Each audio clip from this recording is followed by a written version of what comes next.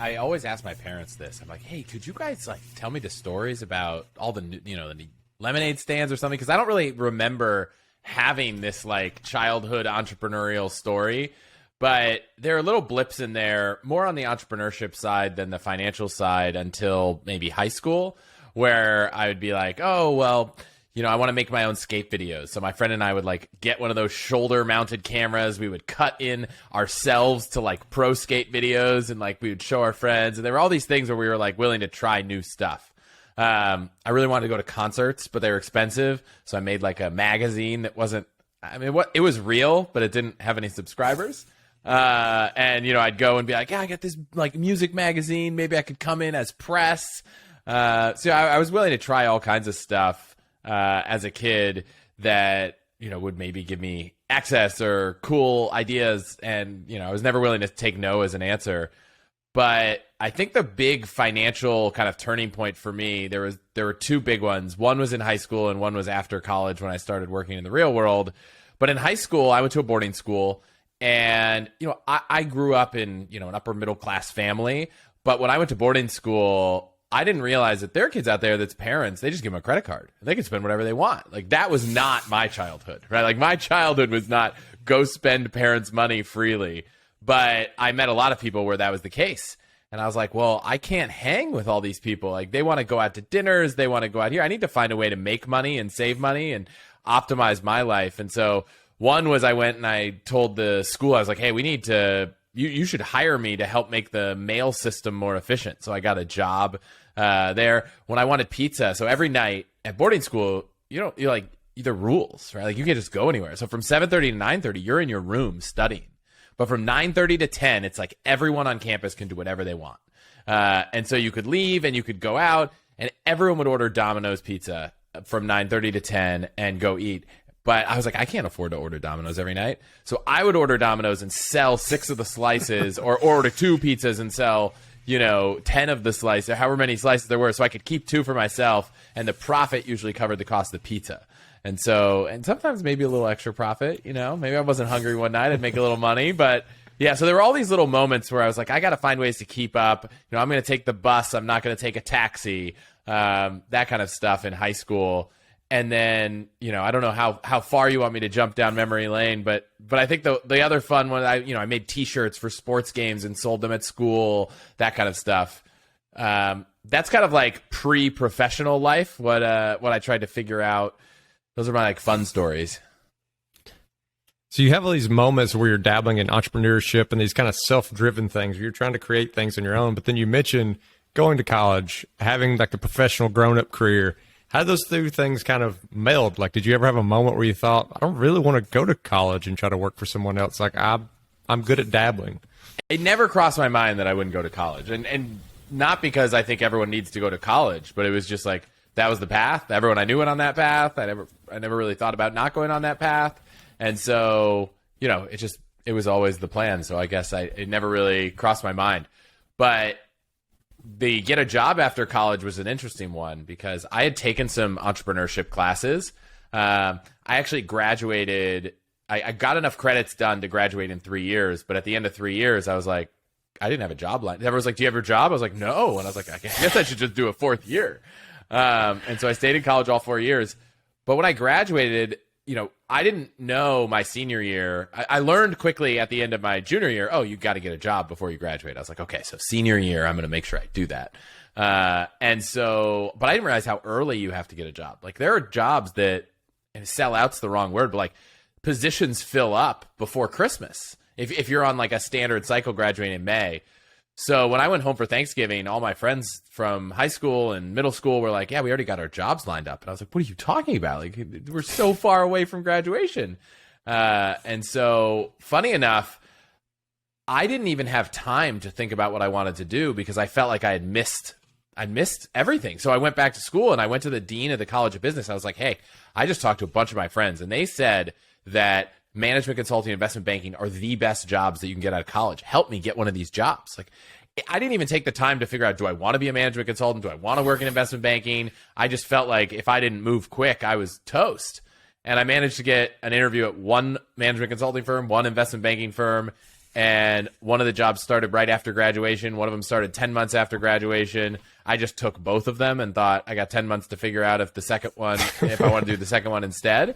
And that was what I ended up doing. But I never thought of something being an alternative. I just kind of convinced myself that was the path because I felt like I was just so far behind everyone else. And as a lifelong dabbler, and correct me if I'm wrong, it sounds like you were dabbling as early as you can remember, just doing all sorts of little things to earn extra money on the side. Were you just fully focused on a career, or were you still kind of dabbling on the sidelines? It's a great question. So I was like a huge computer nerd my whole life. Like I can't remember how my parents both worked at home, which meant, back in the day, or at least when I grew up in late 80s, early 90s, like not everyone had a computer, but most people had a computer like at work if their parents went to work. And so because my parents worked at home, we had computers at home. And when they upgraded their computer, it was like they upgraded their work computer. There was still, they didn't leave it at the office. I got to use it. So I had a bunch of fun, like personal internet nerd hobbies that kind of maybe took over a little bit from, the kind of hobbies of side hustles, if you will. But after graduation, you don't really get a choice. When you're working in investment banking or management consulting, like you don't have the time for anything else.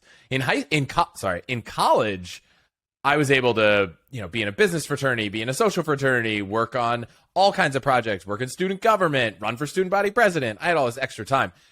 When I was in investment banking, and honestly, the point at time at which I decided I didn't want to do it, I didn't see my wife awake for 5 days. So it was one of those things where it's like, this is not for me. Like, I don't even have time to think, my then girlfriend, now wife, but like, I couldn't do anything. So for me, it wasn't the right fit. It didn't end up working well. And so I didn't stick around long enough. So no, I didn't really have time for side projects. In fact, the moment I realized that there was a potential side project was when I first learned about startups and, internet companies. And at that point, everything changed. And I was like, oh, that's the world I want to work in. I thought that this was a career. This is done. That's the future. I need to do that. And it's one thing to kind of get excited about something. This is something that sounds like a great option. It's another thing to actually pull the trigger, walk away from a career that's probably a good career, probably a fairly stable career, even if it is a lot of hours, to, actually making that leap. So what was it that gave you the confidence or the belief that, like, not only is it an option, but it's an option that's going to work and it's going to be fine? Like, I can take this leap.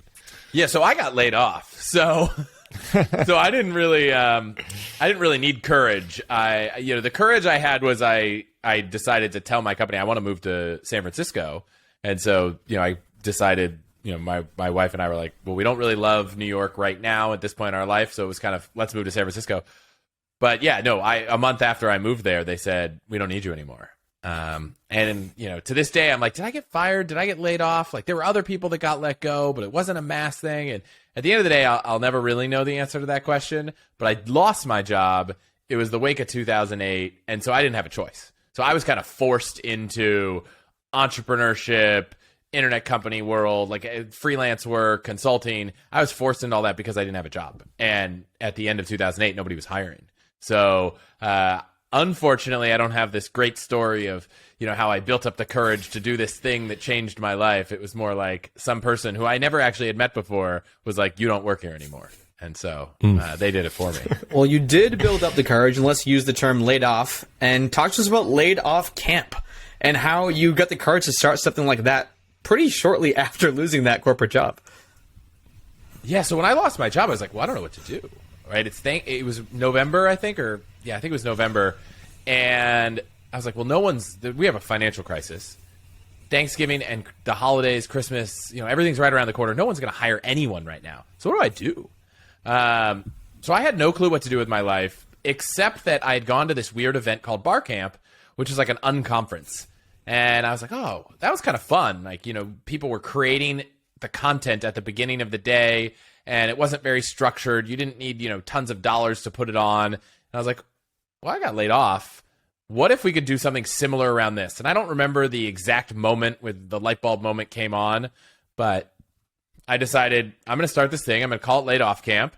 I'm going to totally open source it. I'm not going to try to make a profit from it. It's not, no one's going to really make money.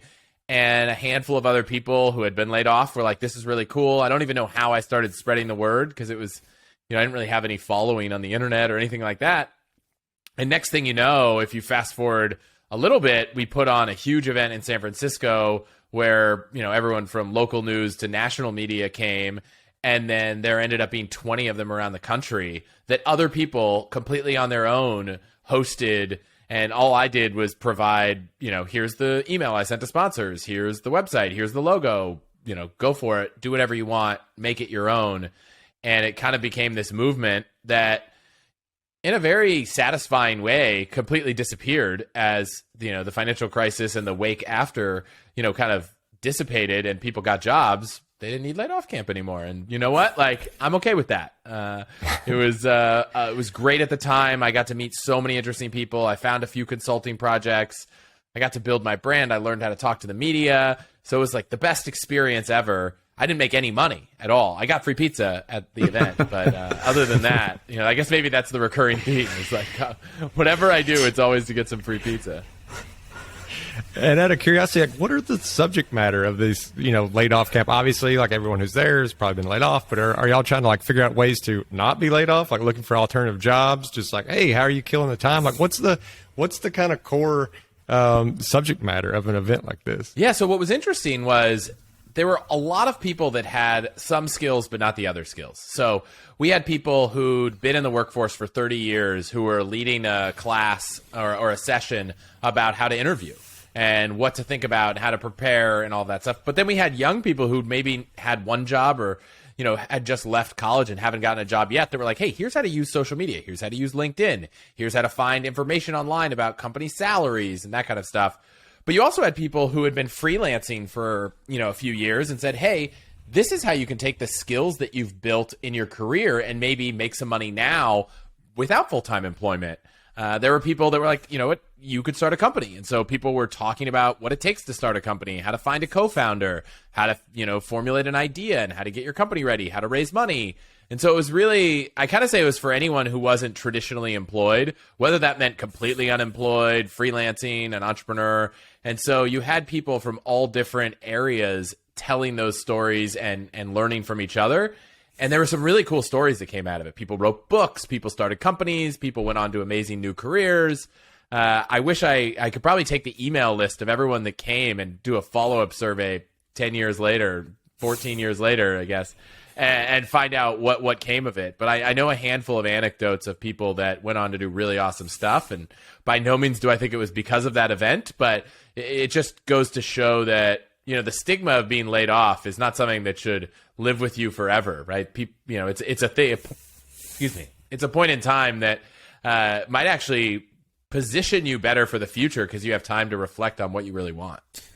So I know you mentioned that laid off camp, you weren't going for profit. You were just kind of building this open source thing. You were letting people basically take like a free license, like McDonald's just giving you the keys and setting up shop. It's essentially what you were doing for all these people around the country who were setting up their own laid off camps. What was the first side hustle or side business or just business in general where you started to actually make some money on your own? Like something where, you weren't taking the corporate job, but you started to actually make real money from something that you had built with your own hands. That might have been a while, to be honest. So I got a few projects out of laid off camp where someone hired me to go help them put together the financials and the information they needed to raise a later stage round of financing because I'd been in investment banking. Someone came out and said, hey, you put on such a great event. Our startup wants to put on events for our community. Can you help put on events around the West Coast for our startup? It's like, cool. So I started, doing some freelance work. But, none of those things I owned, right? The downside to freelance work, the upside was flexibility. Now, even real jobs have flexibility, at least with where you live and hours you work. But the downside is you don't really own anything. So it wasn't, a long time before I kind of really had that ownership. If I'm being real, like I didn't have a side hustle that was making a lot of money.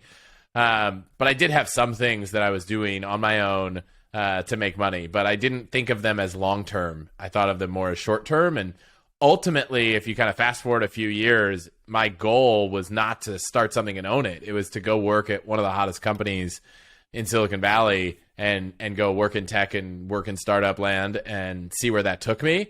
And it wasn't for, many years after that before I actually started a company myself.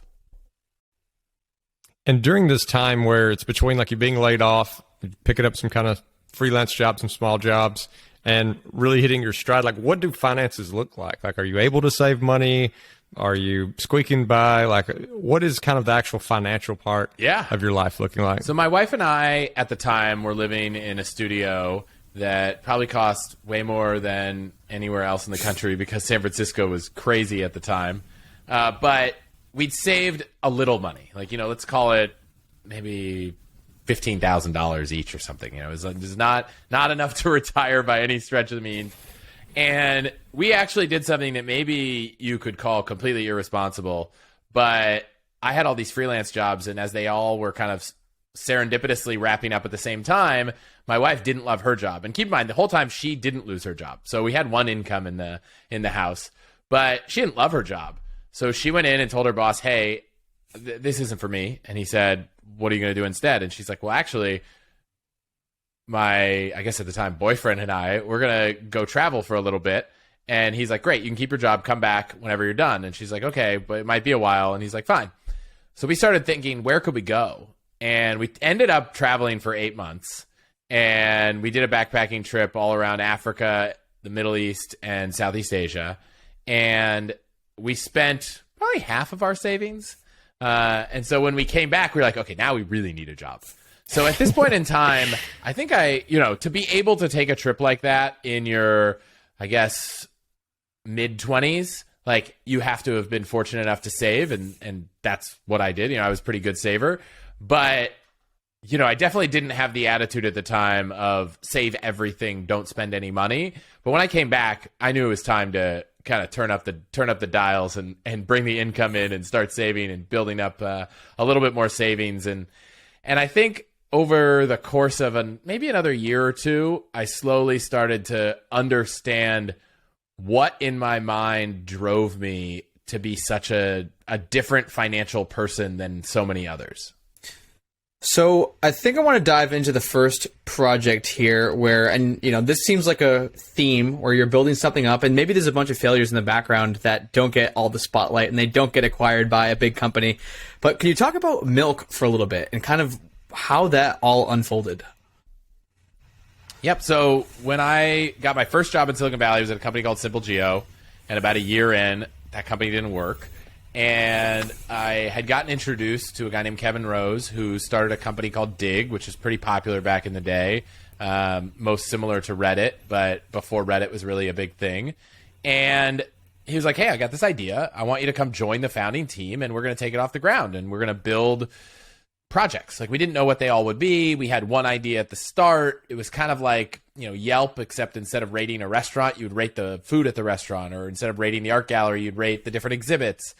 And we started building it, and I would say we had some traction, but one of the downsides of having someone with a huge following on the internet is that you'll get traction with even a bad idea. So, I still wish the app existed, so I can't say it was a terrible idea, but I'm not sure it was a great idea for a company. And so we got to this point where we're like, well, what do we build next? And we'd been introduced to the team at Google+, and they were kind of like, hey, instead of figuring out what you do next, what if you came and worked on Google+? And we kind of thought about our alternatives, and none of the ideas we wanted to work on were so compelling that we would say no. So we said yes, and we ended up working at Google. And, it was kind of I'll call it an acqui-hire, which is like, we're going to give you money to come work here, but it's not like they're going to buy your company for $50 million or $100 million or in this day and age, like $1 billion. Like none of those were the outcomes. But I got a job at Google. And Google was a great paying company that I had applied to multiple times and been rejected immediately. Like, so immediately that I would reply, and within 5 minutes I would get an email that was like, we've reviewed your resume and you're not a fit for this position. And I would actually write back and be like, how is it possible? It took 5 minutes. And she's like, resume came in, I looked at it, you're not a fit. I just wanted to get back to you as quickly as I could. I was like, dang, I thought for sure it was a robot. So I got a job in this company. And by the way, working in tech and doing all these side projects and finally being able to like tell your parents, oh, I got a job at Google. It's like, oh, I know what you do now. Like, that makes sense. I've heard of that. So in many ways, it was like there are a lot of great things about working at Google, but as an entrepreneur, I think it was really tough, and it just wasn't a good fit. And so about 3 months in, I was already trying to find a new home where to go at Google because I didn't love working on the product I was working on. And this really started to cement an idea in my head, which maybe it, from the outside seems crazy, but the story in my mind was, gosh, I have now done, at that point, let's call it 5 jobs. And if you include freelance work and stuff, 6 or 7, and none of them worked out. Now, some of them didn't work out because I got fired. Some of them worked out because I didn't love it. Some of them worked out because, it just ended. But none of them worked out. And it gave me this mindset of, wow, I have not found a thing that I love doing that makes me money that I can keep doing. Like those 3 things, I either didn't love it, I couldn't keep doing it because it ended, or it didn't make me money. And I was like, man, if I don't have a thing I love that will make me money, I need to save as much as possible, because the only way I'm going to make money is doing something I don't love. And that sucks. I don't want to do that forever. So that really pushed me into this like ultra high saving, kind of crazy optimizing personality that had kind of always been there, lying in the background in terms of wanting to take crazy vacations and not spend money. Like I'd always been deep in the points game and lots of different life hacks, but I never really understood why. And I think that this whole thing existed before, but I didn't recognize it. And I was finally starting to recognize why I had such a crazy scarcity mindset with money. And it was that I just had never found a thing that I could do that made money that I enjoyed. And so I just, that kind of put me deeper down the financial independence path than I had ever been before. So we've kind of documented this clear history of you having all these different projects, most of the time in a little bit more of like a tech oriented way. Now you've started to bring personal finance and more of like financial education into your personal life. When do these 2 things kind of collide to where you start to think, okay, I'm really understanding the focus on personal finance. I could actually do something with this with my kind of entrepreneurship mindset? So I'm sure many people listening have gone to like Reddit, our personal finance and stuff. Well, there was a version of that at Google internally. And I went so deep down that rabbit hole. Like it was, I was like, oh man, wow, I found my people. I'm like, so I went deep down that and I was like, this is more and more a part of my personality. People that knew me started to hear me talking more about investing and savings and all these things beyond just, the points and miles stuff. And it's still just a hobby, right? I ended up being fortunate and I was able to transfer internally at Google over to Google Ventures, which is one of Google's venture capital teams.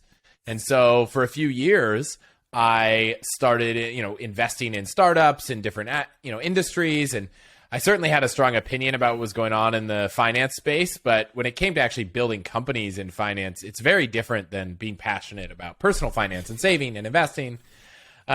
And so it still hadn't clicked, but a funny thing happened, which is I was like 2 years into this job and I was like, oh my gosh, I just had a job for 2 years. I'd never had a job for 2 years. This is the first time I ever had the same type of employment for more than 12 months in my entire life. And for about 6 months more, I was like, maybe I don't have to be so crazy about money because I found a job I love. And then like 6 months later, I was like, I just don't know if this is for me. And I was like, no. And I started thinking about why. And for me, I think I felt like venture capital was a thing that I didn't have the experience to do professionally. And maybe that's an imposter syndrome thing. I've since learned that it probably is. But I was like, gosh, I've never started a company that worked. Maybe I should go do that. But I didn't have an idea. And you should never, if you're listening, start a company if you don't have an idea. Find the idea that you're passionate about and then consider starting the company. But don't do it in the opposite order.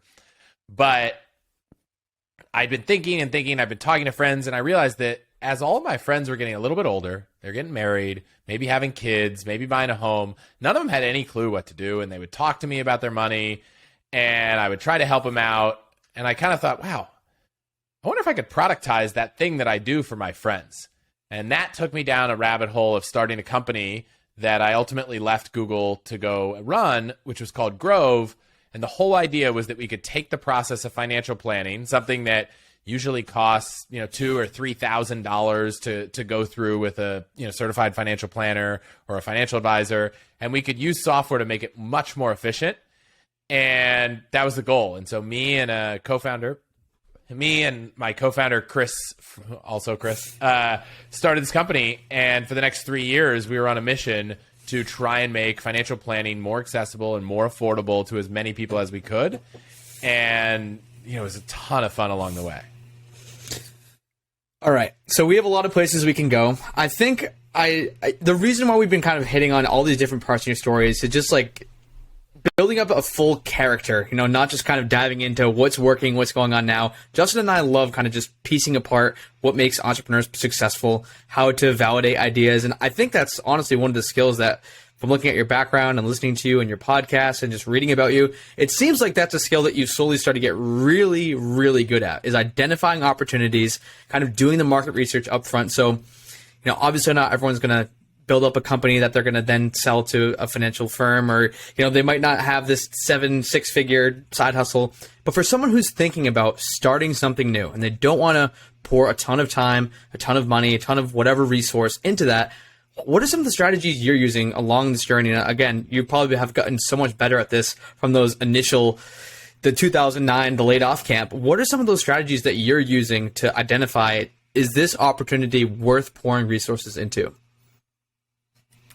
Yeah, so the biggest barometer for me, and this is both personal and as an investor, is just like, how much does it keep you up at night after a week? Okay. Like, anything you're excited about can keep you up at night for a few days, but it's like a week later. And sometimes I even try to take a break. It's like, if I'm so excited for 7 days straight, I'm like, you know what? 5 days in, I'm going to stop. And I'm just going to try to just completely forget about it. And if 2 days, 3 days later, I'm like, I can't forget about it. This is the thing. Like, that is the biggest barometer out there, is how excited are you?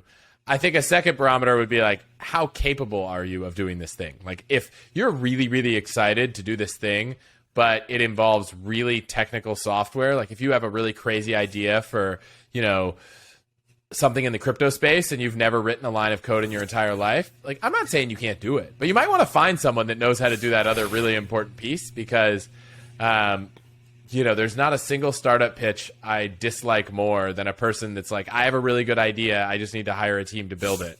And I'm like, yeah, I just don't love that. Like, if you find a co-founder and a team together can build it, where everyone's got a lot of skin in the game, great. But if you've just got an idea and you want to go hire some people off of, Upwork or Fiverr or something to go build your idea, like that never feels like the right thing. So the biggest, most important thing is trying to find the thing that you were just so passionate about, no one can convince you otherwise.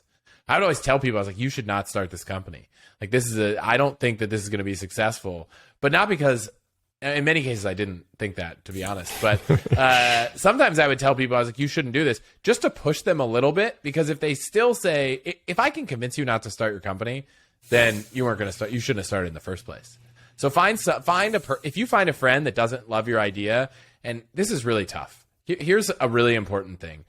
Almost everyone you're going to say, I have this idea. And they're like, that's so cool. That's so awesome. And I remember a couple of cases of a friend of our mutual friend of, 4 or 5 people came in and pitched this idea. And everyone was like, well, I told him it was great. I was like, why didn't you tell him it sucked? You just told me it sucked. And they're like, well, I didn't want to hurt his feelings, all that stuff. Find the first person that tells you it's a bad idea and really spend your time with them. The average person that's a friend of yours is probably going to want to boost your ego. Go see that person after you've talked to the person that told you it's a horrible idea, so you can feel a little bit better. But it's really important to spend time with people that are going to show you the reasons this won't work, because that's the information you need. If you hear that and you want to run away, great, run away. Maybe it wasn't for you. Maybe it wasn't the right idea. Maybe it wasn't the right time. But when 10 people tell you how horrible this idea is and you tell them, I don't care, I'm still doing it, like, that is a good sign that this is a thing worth spending your time on. But, you mentioned not everyone's going to go start a company. One fun story I'll share. When I first got back from traveling, I said, I'm going to go work at a company. And it's going to be a really hot internet startup because I just need to start working because I needed money. And I wanted to do it somewhere where I'd learn a lot and it'd be a name people recognized. And it turns out the company went out of business. But the story's important, which was, I didn't know anyone at this company, and I didn't even know what I would do at the company because my skills weren't like I was a designer or an engineer. So I just put together a presentation about everything I could figure out about the industry, the company, the opportunities in this space. And I found someone that was willing to forward the email to the founders that I said, hey, I really want to work at your company. Can I present to you why I think this is a hot space and what I could do? And I gave that presentation and they were like, yes, come work for us. And then someone actually used that lesson that I think because I shared it on a podcast once and then used it on me at Grove and pitched me, and we ended up hiring that person. And so I would just say, like, when you're really passionate about something, whether it's a company or your own idea, don't be afraid to show that passion to people, because as a person who's hired lots of people, it is rare to find someone that is so excited about what you're doing that they will go above and beyond. And it is a kind of person that I would take a chance on, even if it doesn't work out, which in one case it didn't. I would take a chance on that kind of person over and over again. I love the kind of tactics you're talking about to figure out what you're really passionate about and to test that passion and to make sure it's not just a flash in the pan. I also love the, like, seeking out kind of some more of that hard love, some of that negative feedback, because that's when you really learn. But, you know, one thing you mentioned was coming into it with a team. Like, if you don't have all the strengths, finding that team to surround you. You know, you mentioned you were in San Francisco, and I have to imagine that was a little bit of an easier space to find a team. Like, there were probably a lot of people who had those different kind of skills that could help build a startup in that area. For people who are maybe not in a geographic location, it's real dense with that sort of thing, where they're just going to, like, be able to find meetups and stuff where they might find some people like that. Do you have any recommendations for how someone can build that team without just, like you said, just going to something like Fiverr? Yeah, I feel like, you know, I'm remiss to not know the name of these companies, but I guarantee if you search looking for a co-founder, there's probably a handful of sites to network and meet people. But there's also programs where people who are really excited are kind of jumping into things. So On Deck is a great example, which is kind of like a cohort-based program to help prep people to kind of be on deck for various opportunities. That's an interesting one. You know, I went to all these startup weekend events, which is like a 3-day program that is where I met a handful of people that really threw me into this community. And I went to one in Boston and I went to one in New York. And at the same time, I drove to them, so they've probably done 7,000 events in, over 100 countries. So look for events like that. Look for the tech meetup that's closest to you. Go to it. Find events. I know in San Francisco, there might be an event every, 2 or 3 hours, but in any city, there's probably an event at least every 2 or 3 days or 2 or 3 months, even a small town. So that's one. And then now we live in a world where this doesn't have to happen in person. So find whatever area you're passionate about, find whatever topic it is. Chances are there's a subreddit for it. There's a Discord for it. There's a Facebook group for it, and just start talking. And I bet you would be surprised who pops up if you're willing to put yourself out there. We're willing to say, hey, I have a really exciting idea. I'm looking for a person with XYZ skills. Is anyone else excited? Put that in a community where the idea is. You don't necessarily need to go look for an engineering co-founder in an engineering room. But if you're really passionate about a specific idea, let's say it's revolving around cleaning the ocean, right? I guarantee there's some community where people who are also really excited about cleaning the ocean are. So instead of going to like the engineering group and asking who's excited about cleaning the ocean, go to the cleaning the ocean group and ask who's an engineer. I think if you're ever going to find the right person to start a company with, they have to believe in the mission and the vision of the company way more than they need to, be the best person with the perfect skill set, because, no one's perfect, but the idea and being excited about it is what's going to get you through what is inevitably going to be a lot of long, hard days. That is fantastic advice. So speaking of exciting ideas and using your own filtering criteria, Chris, let's talk about starting all the hacks. What made you, you for a week straight, you can't get this idea out of your head. I need this podcast. This podcast has to happen. I'm so excited about this idea that I just have to start it. What did your life look like? How did that idea even come into existence? Yeah, so I've always been the person that everyone called for all these things. And it's funny, when I started Grove, I thought, this is like me. Investors of mine were like, I want to invest in this because this is like you, the brand. And then I would tell them this idea many years later about all the hacks. And like, no, this is actually you, the brand. Like, we thought it was this other thing because you love personal finance. Now we realize, like, the part of personal finance you love are finding every little optimization. And so it was always something that I talked about. It was like, I knew one day I'd do something, and I experimented once with like a text message subscription thing where if I saw some cool deal or like a promo code for a $20 Uber credit, I would like send it to 10 friends. And so there've been these like little tiny things. If you go back on my website, you'll see I wrote a blog post about getting a discount on a Peloton. Like, I tried a few different mediums for what it would be, and it never clicked. And meanwhile, the entire time I was running Grove, I found that podcasts were a channel where I could go and talk about my story and the company we were building. And it just felt so natural. And I probably went on, 20, 30 podcasts in the time running Grove. And so it was like, okay, here's a medium I love. Here's this topic. How does it all fit together? I wasn't quite sure. And then, in the middle of COVID, we all had our projects, whether it was, your sourdough starter or, whatever. And for me, I was like, well, I'm going to buy a microphone and I'm going to start a podcast. And funny enough, it wasn't supposed to be about money or hacks. It was supposed to be about parenting, because we had a baby on the way, and I went so deep on what are the best things to buy for our kid. Like, what is the best, and how do you get the best deal on it? For a crib, for a sound machine, for a baby camera, all the stuff. So I went so deep on all this, and I was like, I'm gonna start a parenting podcast. And I was like, who's gonna be my co-host? What are the topics? Who are all the guests? I have all this documented somewhere. And then we had our daughter, and like a month later, after all the chaos that comes with bringing a child into your family, I was like, do I want to start a parenting podcast still? I was like, like, I was really excited about optimizing all those purchases and learning all the details of what you need. And I love being a parent, but I realized that there was one element of it that I was so excited about. And so thankfully I didn't start that podcast, but I was on a friend of mine's podcast, and he asked me, he said, hey, why don't you tell everyone about this podcast? And I was like, well, I haven't started this podcast. I told you I want to one day, but I haven't done it. And he's like, okay, well, I'm going to ask you, hey, why don't you tell me about this podcast? Now you're going to go and record the answer and send it to me. And he's like, you told me you already bought a microphone, so you should be good. And I was like, okay. I was like, yeah, I guess I'm going to start a podcast. Like, he kind of threw me into it, but I appreciate it. And so I came home and I was like, what's the name of this podcast? What's the topics?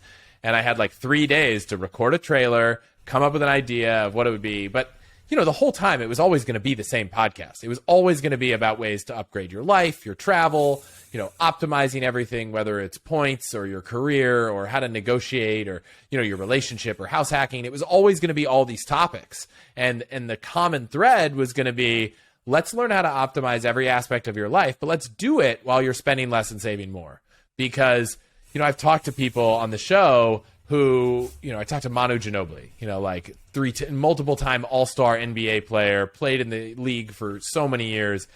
And he's like, yeah, so when I'm getting ready for a season, I have my health nutritionist and trainer live in my house for like 3 months. And I was like, okay, well, that sounds really expensive. Like that, so the idea isn't to learn all the hacks that cost thousands of dollars to implement in your life. It's learn all the hacks that you can use without having to spend a fortune.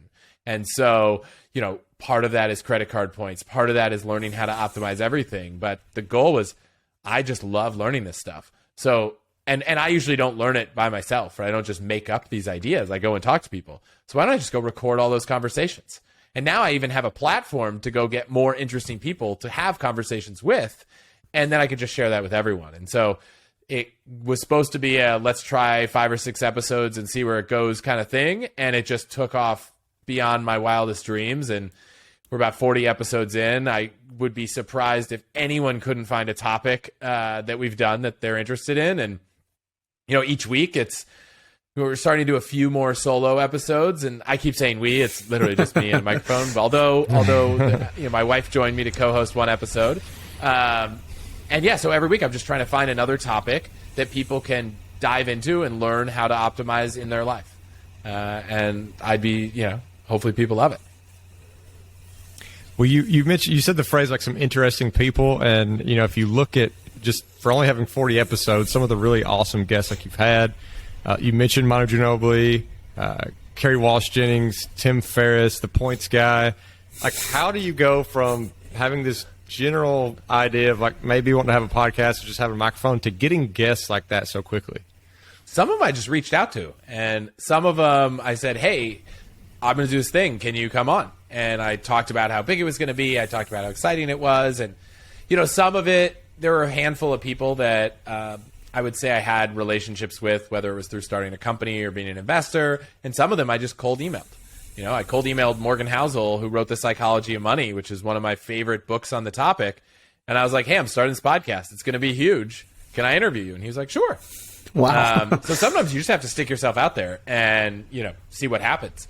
Sometimes you have to spend time getting to know people. Scott Keyes from Scott's Cheap Flights. Like, I didn't know him, you know, asked someone that mentioned they knew him, and he was like, yeah, I'd love to come on. And, you know, I will say sometimes it's around a book launch and people are more willing to be out there, but a lot of times it's just kind of putting yourself out there and seeing what happens. And I'll say, though, an interesting thing I've learned is that some of the episodes I've done that did the best, the first episode I did, Travel Hacks, with a guy named Lee Rowan. And if you don't know Lee Rowan, it's probably because he doesn't have a big brand on the internet. He doesn't have millions of followers. He used to be the COO at The Points Guy, and now he runs a company called Savanti Travel, which is a very high-end, you know, personal travel service, like a travel agent, but think for, you know, people who are traveling extensively, really, you know, nice vacations. But he spent the better half of a decade optimizing every aspect of every type of travel for consumers at The Points Guy and for, you know, his clients at Savanti. So we did an episode, it's episode 1, it's just allthehacks.com/1, all about like travel hacks for your next trip. And that episode has done better than almost any episode. You know, you mentioned Tim Ferriss. Like, Tim listened to that episode, put it in his 5-Bullet Friday, thought it was fantastic. I always joke with Lee because I was fortunate to do a podcast with Tim, and he's like, you know, he mentioned, he's like, you know, there's some guests like Hugh Jackman and Lee that just bring their A game. And Lee to this day is like, all right, if I'm on the same stage as Hugh Jackman. But it was a fantastic episode, and people loved it. And nobody has ever heard of Lee Rowan. And now hopefully they have. And hopefully his business is just booming because of it. But I will say, if you're out there thinking about starting a podcast, it's equally as important to have names that will help validate the show to other people as it is to just have great content. I'd argue it's better to have great content, right? You know, it's better to have an amazing episode with someone no one's ever heard of than an average, mediocre episode with someone that everyone knows. And so both are helpful, because if someone's going to make a decision to come on your show, they might say, oh, who else has been on there? But if the show's also rising in the ranks because you made the best content, like, that also helps a lot too. Just going to say, that episode with Lee, I thought I knew like a lot about travel hacking, and he just blew my mind with some of the stuff that he was sharing. He definitely is an expert in that space. I do want to ask though, so I mean, was it immediately, like right after the episode comes out, that you just get, you know, millions of downloads, or what's kind of the progression of the next couple of episodes? Like, how do you actually start building momentum? I know you just mentioned now, quality is everything. Having really good content is so important, so it's shareable, and so Tim Ferriss puts you in his 5-Bullet Fridays.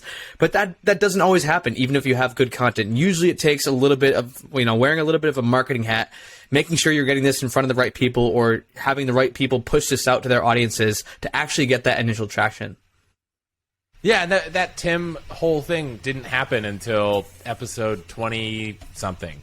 So in the early days, part one thing was getting a couple episodes prepped and ready, releasing them kind of in quick cadence, because, you know, as silly as it is, the iTunes charts are based on momentum. And if you have multiple episodes in a week or 2 weeks, you know, there's more opportunities for downloads. Part of it was leaning on every favor you can have, right? It's asking everyone you know, hey, this is the time. You know, everyone says, hey, I'd love a favor. This is the favor. I'm launching this podcast. Can you share this thing? Can you rate it? Can you tell your friends about it? So calling in all the favors you can. You know, I built up a mailing list of random things throughout my life.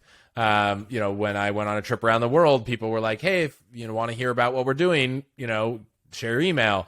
I kind of took all the emails that I had from friends and family and everyone and said, hey, this is what's happening. Wanted to make sure everyone saw it. I tried to do all those, and then I tried to time it with something. So I think I kind of got a little lucky here, but I think anyone that is going to start a podcast on a topic is probably an expert in that topic, hopefully, or at least passionate enough to be, come off as one. So I would say try to find the biggest possible thing you can do related to your expertise and launch your podcast at the same time is a tactic. So if, to go back to our previous example of if you're really passionate about cleaning up the ocean, right, like if you have a lot of experience there, find something related to that, whether it's speaking at an event, whether it's a media related thing, whether it's doing an interview on a podcast, whether it's, I don't know. And if you can time launching your podcast and announcing your podcast with some other thing that can amplify it, that would be great. For me, a kind of creator named Nas Daily, who has a big following, especially overseas, had reached out and said, hey, I want to make a video about you. I saw this thing on CNBC where you have 10 million credit card points. Like, I have to understand the story behind that. And I was like, cool, we can make a video.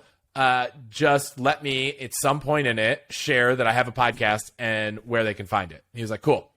So we made this video, and the whole time I was waiting. I was like, I don't know if this video is going to come out in a week, in a month, in 2 months, but I had my trailer ready from when Kevin Rose, who was the friend of mine who asked me about the show. So I had a trailer out there, but I hadn't released anything. And I was like waiting, right? The trailer, I think, went out in March, and we're now in April. I'm like, video's still not ready. Now we're in May. I'm like, God, I've recorded a couple episodes, but like I was waiting. And then finally they're like, all right, we're going to release it in 4 days. And I was like, oh, thanks for the notice. But, so I was actually in Mexico at the time. And I was like, I got to get this all ready. We got to make sure it all launches at the right time. And, iTunes, as they always do, was having all kinds of weird bugs with refreshing feeds and whatnot. But everything got ready. It was all out there. That thing launched. I sent the email to everyone I knew. I asked for all the favors, and that kind of amplified it enough that people saw it. And then, I started talking about it everywhere I could. And, but I genuinely think, the numbers will show you, I can go back and see that had a really big impact for the first week, but no one sticks around if it's not good. So you could do everything in the world to get 100,000 people to listen to episode 1, but if it sucks, it doesn't matter. And so my advice is do everything you can to get the most people to listen to episode 1 or 2. That's awesome. But do way, way more to try to make sure it's good. So for me, the first episode I released was like the 6th episode I recorded. And, I got a chance to practice on the first 5, and those ended up being episodes, 2, 3, 4, 5, 6, I guess. But episode 6 with Lee, I walked out of the room and I was like, that is it. Unfortunately, I walked out of the room. I remember I texted my wife and I was like, that was it. This is episode 1. It was so good. And I got home and I plugged the SD card in because I recorded it in person and the SD card was corrupted. And I was like, you got to be kidding me. This is episode 1. And I found this guy in San Francisco who's like a hard drive, repair expert. And I remember I literally put an SD card. Think of the smallest thing you could put. And I called an Uber and I put an SD card in an envelope. And I was like, please take this to this address in San Francisco. Because I was 20 minutes away and I was freaking out. So this guy's driving, no dice. Couldn't save the file at all. Could see that there was an MP3 on the SD card, but there was no file. So I guess technically that was my 7th recording because I went back to Lee's house a week later and we re-recorded the episode. I think it even turned out better. And I was like, that's the magic episode that has to be number 1. So I'd say make sure that what you're putting out in the world is the best thing you can and then do everything you can to amplify it, but in that order. And just quickly touching back on the kind of big name guest thing one more time, if somebody, whether it's a podcast or just some other thing where they're trying to collaborate with somebody who does have a larger audience, probably someone who's very busy, do you have any recommendations for kind of how to make that work and to be fruitful for both of you. Obviously, a lot of times, we say they're just regular people. They're just normal people. Don't be intimidated. But there probably are some different concessions or just maybe tips and tricks to working with someone who is at that level that maybe some of the listeners could benefit from. Yeah, I mean, showing people that you care about what they're doing is really valuable, right? If someone's out there, if someone's out there that wants to connect with me, and they go out and they're like promoting all the hacks and they're, sharing it and they're collecting feedback, whatever they're doing to make the show more valuable to other people, to promote it, to help me grow it, which is a big priority of mine, I would absolutely be more likely to write back to that person. Now, I try to write back to everyone right now, but as the show grows, maybe I don't get that opportunity. But I can promise you, if someone follows up, because you listen to the show, I'm always like, if you have guest ideas or topic ideas, if someone sent me an email and was like, hey, I thought about everything you said, I made a list of 10 guests and 10 topics that I think would make really good shows, that person's definitely getting an email back, right? Like showing that you can add value. So if you're trying to connect with someone out there, maybe they, are really involved with a nonprofit and you can go and help spread that word, run a charity fundraiser for it. You could do all kinds of stuff to try to add value to that other person's life, whether it's promoting a project they're working on. That's one. A random hack that I think is fun is a lot of people just like live and die by their calendars. And so they might not, like, you could just throw a calendar invite to someone. Like, if you have their email, you can invite them to a meeting. And so, like, I have not done this regularly, but I have tried it in the past and it's worked. You just send a calendar invite and see what happens. You could say, hey, would love to connect, don't know you, but thought it'd be good. Put 15 minutes, here's my cell. See what happens. I don't know. That's another idea. But I would say try to find obviously try to find a warm connection, right? If you go on LinkedIn and it's like, okay, you got friends in common. I always look on LinkedIn, then I look on Facebook, and I'm like, is there someone in common? Who can I make that connection with? And if there's not, I just use one of the many different tactics out there to get email addresses, whether it's these extensions like Lucia or just searching around. I'll just cold email them and see what happens. Awesome. Well, listeners out there, Chris's personal email for his Google Calendar is not publicly available. But Chris, where do you want people to, find more about you, get connected? Obviously, we just talked about all the hacks and find that wherever podcasts are available. But is there any other resources, places you want people to connect, check you out? Yeah. So at allthehacks.com, obviously there's show notes for every episode. So if you're listening to an episode and you want to know all those key takeaways, head on over there. We also have a newsletter that I write every other week that dives really deep, like long form content. Like if you love TikTok style content, you will not like this newsletter. But if you want to go deep on something, definitely check that out. I'm at Hutchins on Twitter and at Chris Hutchins everywhere else online. And my email is chris@allthehacks.com if you have questions. Google Calendar invites, here you come. Yeah. If you send a calendar invite, we'll see what happens. But that email is not actually connected to my calendar, but I do check it every day. Well, Chris, second that. Thank you so much for coming on the show. Thank you for giving us some time. It's awesome to see what you've built, and it'll be fun to watch where it goes from here. Yeah, thanks for having me.